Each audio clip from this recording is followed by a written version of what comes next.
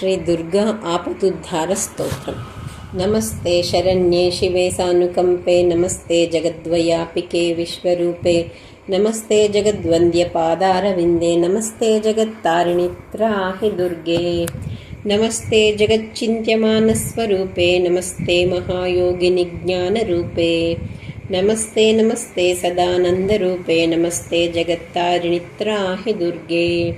अनाथस्य दीनस्य तृष्णातुरस्य भयार्तस्य भीतस्य बद्धस्य जन्तोः त्वमेका गतिर्देवि निस्तारकर्त्री, नमस्ते जगत्तारिणि त्राहि दुर्गे।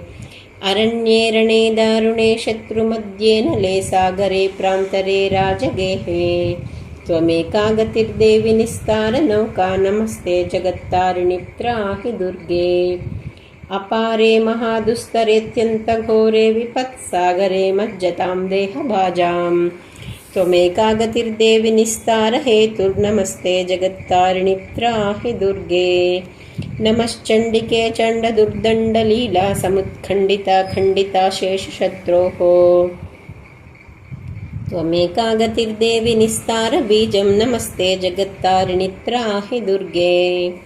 त्वमेका सदाराधिता सत्यवादिन्यनेकाखिला क्रोधनिष्ठा इडा पिङ्गळा त्वं सुषुम्ना च नाडी, नमस्ते जगत्तारिणि त्राहि दुर्गे।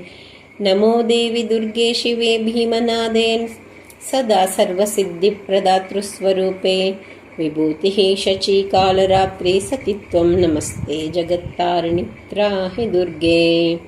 शरणमसि सुराणां सिद्धविद्याधराणां मुनिमनुजपशूनां दस्युभिस्त्रासितानां नृपतिगृहगतानां व्याधिभिः पीडितानां त्वमसि शरणमेका देवि दुर्गे प्रसीद।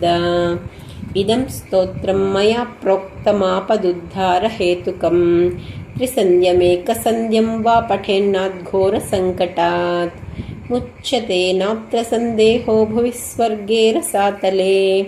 सर्वं वा श्लोकमेकं वा यः पठेद्भक्तिमान् सदा, स सर्वं दुष्कृतं त्यक्त्वा प्राप्नोति परमं पदम्। पठनादस्य देवेशी किं न सिद्ध्यति भूतले, स्तवराजमिदं देवी संक्षेपात् कथितं मया। इति श्री सिद्धेश्वरी तन्त्रे उमामहेश्वर संवादे श्री आपदुद्धार स्तोत्रम्।